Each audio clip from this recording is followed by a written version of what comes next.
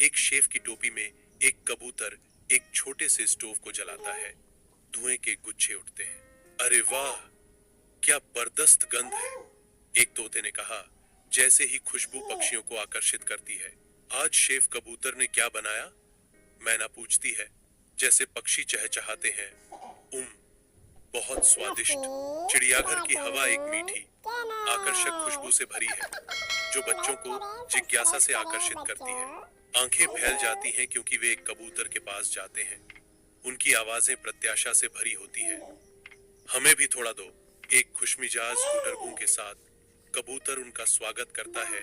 जरूर, आप सभी मेरे खास मेहमान हैं। चिड़ियाघर के तालाब में मछलियां सतर्कता से देखती हैं, जैसे एक कबूतर चलता है। हम नहीं खाएंगे, हम केवल मछली का भोजन चाहते हैं, वे घोषणा करते हैं। कबूतर मुस्कुराता है। हाँ, हाँ, आपका खाना अलग से बनता है, आप वीआईपी हैं। मछली खुशी से कूदती है, क्योंकि कबूतर उनका विशेष भोजन देता है।